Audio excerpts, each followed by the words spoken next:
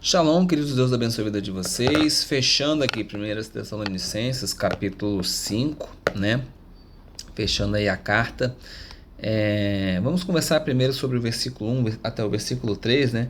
Não é necessário, irmãos, que eu lhes escreva sobre quando e como tudo isso acontecerá, pois vocês sabem muito bem que o dia do Senhor virá inesperadamente como um ladrão à noite, tá? A gente precisa recordar aquilo que Jesus disse lá em Mateus, no capítulo 24, né? Só o Pai sabe acerca dos tempos, das datas e desses acontecimentos. Somente Deus, tá? Então Paulo dizendo, olha, vocês não precisam ficar presos em relação a isso, né? Que o dia do Senhor ele vai vir à noite como um ladrão, tá? Essa referência a gente vê, por exemplo, em 2 Pedro, nós já estudamos a respeito disso, né?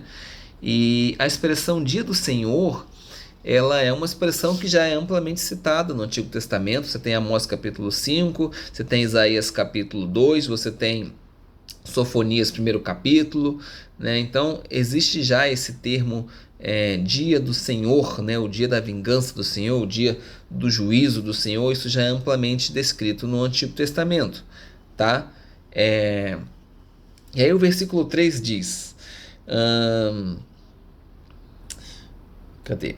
Quando as pessoas disserem tudo está em paz e seguro, então o desastre lhes sobrevirá tão repentinamente como iniciam as dores do parto de uma mulher grávida. Eu quero voltar com vocês lá em Isaías.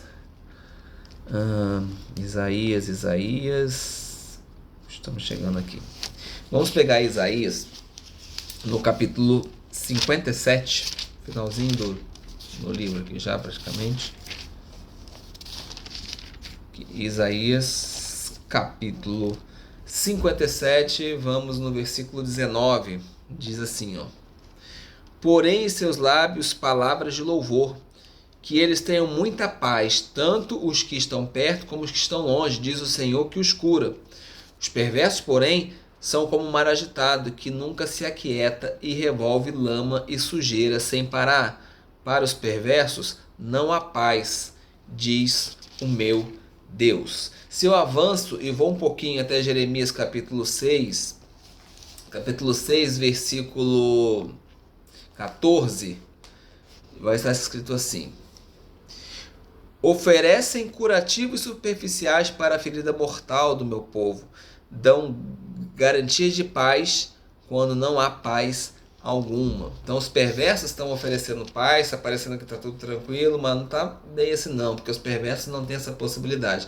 Se eu for em Jeremias no capítulo 8, versículo 11, eu vou ver o mesmo versículo, tá? a mesma frase sendo descrita, tá? Então a vinda do Senhor Jesus será num momento onde as coisas estarão teoricamente em paz, tá? Então, para a galera, a gente discutiu no vídeo passado, né? Para a galera que acredita que a volta de Jesus será ali no meio da tribulação, esse é um versículo que ele vai usar, entendeu? Então, como eu falei, existem algumas bases bíblicas para vários tipos de teorias, tá? Se a gente está usando esses versículos da forma correta ou não é outro papo, tá bom? Bom, e aí ele vai falar no versículo 4 e 5, ali é um jogo de palavra, tá? O dia do julgamento, ele está usando esse dia como dia do julgamento, não vai ser um dia que vai pegar os crentes, né? Que vai tomar os crentes de surpresa, porque eles já não estão em trevas. Então o que significa dizer? Nem a claridade do dia vai surpreender as pessoas que pertencem à luz. É isso que ele está descrevendo ali. Então os crentes saberão, né? Nós saberemos aí, nem a claridade do dia irá ofuscar, né? A nossa luz. É mais ou menos isso aí.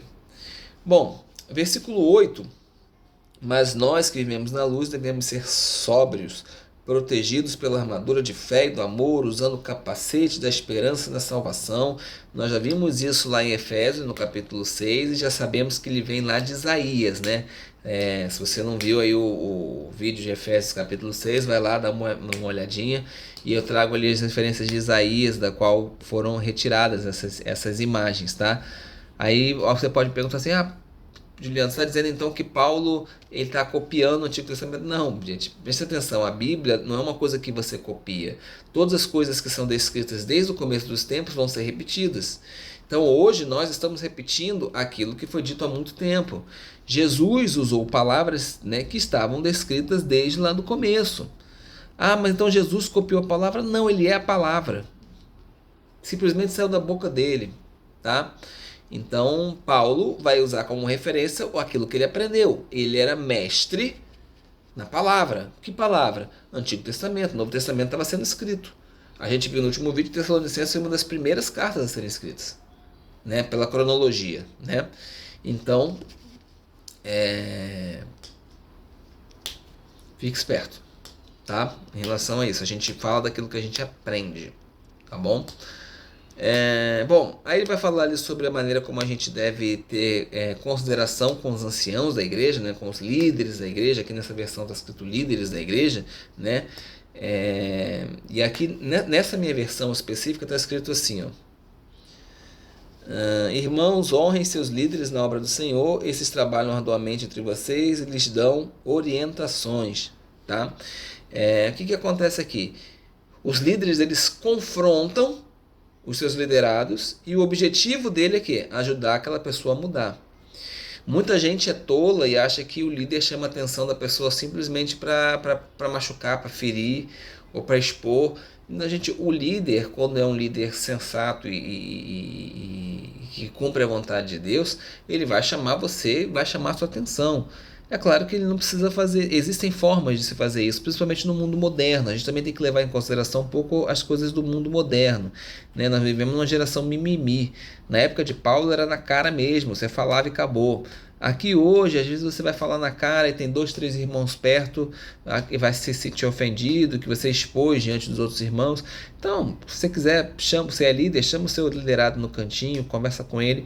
Agora, se ele vai levar isso de bom grado ou não, aí quem perde é ele, tá? Mas peça a Deus sabedoria sempre. Aí no versículo 17, Paulo vai falar: orem com regularidade, tá? Deixa eu ver como está escrito nessa versão. Nessa versão está escrito: nunca deixem de orar, né? Algumas versões dizem orem sem cessar. Só que orar sem cessar dá uma impressão de que você está orando e é monótono, você não pode parar nunca. A maneira como ele está falando aqui, que Paulo está querendo descrever aqui, é que você tem que orar com regularidade. Lembra que eu falei no último vídeo aí sobre a questão da sinagoga, né? O orar sem cessar, o orar com regularidade, as orações como os judeus faziam. Os judeus oravam normalmente 3 vezes no dia, tá? Não é que ele tem que passar o dia inteiro orando, tá? Então, a forma como ele descreve de regularidade da oração era a forma que era considerada para ele e para os judeus em geral natural, porque eles aprenderam dessa forma, tá? Bom, aí vem um versículo muito enigmático nessa versão que está escrito assim, ó: não apaguem o espírito, não desprezem as profecias, mas ponham à prova tudo que é dito e fiquem com o que é bom. Algumas pessoas às vezes ficam chateadas porque vêm me entregar uma profecia e normalmente eu falo para a pessoa amém, se for da vontade de Deus que se cumpra. Às vezes a pessoa fala assim: mas você não crê que eu sou um servo de Deus? Você não crê que eu estou falando da parte de Deus? Eu falo: não é uma questão de eu crer ou não crer. Eu creio que você é um homem, que você é um servo de Deus. Eu creio nisso. Mas a profecia, segundo o que foi ensinado, né, por Paulo e que eu acredito, a profecia ela não deve ser rejeitada, mas ela deve ser confrontada com a Escritura. Porque acontece que muitas vezes a pessoa vai profetizar para você e quando ela profetiza e você vai prestar atenção no que ela está profetizando, ela está profetizando tudo contrário do que diz a palavra de Deus. Aí você fala: meu Deus, calma aí, tem alguma coisa errada nisso. Isso não é menosprezar e dizer que aquela pessoa é um falsário, aquela pessoa é isso. Não, mas de repente naquele momento ele foi usado de forma inadequada. A pessoa que fala em profecia, ela está sujeita a espírito. Ela é mais sensível a receber. E eu acredito que muitas vezes ela pode receber de alguém que não seja o próprio Espírito de Deus. Tá? Lembre-se que Pedro, porventura, falou algo para Jesus e Jesus falou o quê? Vai para trás de mim, Satanás. Era Pedro. E eu não sou melhor do que Pedro. Não sou mesmo. Aliás, eu não sou melhor que ninguém. Nem de ninguém. Você que está assistindo esse vídeo aqui, você pode ser muito melhor que eu. Muito melhor. Eu sou alguém lutando para ser melhor. Eu sou alguém que estou tentando ser alguém melhor. E que estou trazendo aqui aquilo que eu acredito para que você possa também ser melhor. Então, a gente, como o próprio ensinamento nos ensina aí, a gente tem que botar a profecia à prova pela palavra de Deus. Você vai lá em 1 Coríntios 14 também, você vai ver a respeito disso. Bom, e aí ele diz no versículo 23, versículo 24, né, que Deus de Shalom os torne totalmente santos, que o Deus de paz os torne totalmente santo. Quando eu vou para a oração do Kadish, né, no último verso, né, uma oração judaica, diz assim, ó, que aquele que faz a paz nas suas alturas, né, Oshe Shalom Bimirovav, Oshe Shalom Bimirovav, né, eu já estou até juntando as músicas aqui, mas não sei se é realmente essa frase que está escrito no Adon-Olam, tá? Mas a oração diz que aquele que faz a paz nas suas alturas, faça a paz para nós e para todo Israel e diga amém, tá? Então, paz não é simplesmente ausência de guerra, tá? Paz, porém, é santidade também, é plenitude, ou seja, viver uma vida centrada com Deus, guiada por Ele, né? Em todos os aspectos, né? Então, se o ser humano ele é constituído de 3 partes, corpo, alma e espírito, né? Como, por exemplo, em Hebreus capítulo 4, versículo 12, também concorda com isso. Ou se o ser humano é formado por 2 partes, corpo e alma, como Mateus 10, 28, né? Ou seja, uma parte física e uma parte espiritual, 1 Coríntios capítulo 5, versículo 3, tá? Ou seja, não importa em que forma como você vai acreditar, se o corpo é dividido em 3, se o corpo é dividido em 2, né? O importa que é alma vivente, ser vivente, né? E por completo tem que se tornar santo, tá bom? Isso só vai acontecer aos crentes, porque aquele que o chamou é fiel e ele o fará, como está descrito aqui no final do capítulo de Tessalonicenses.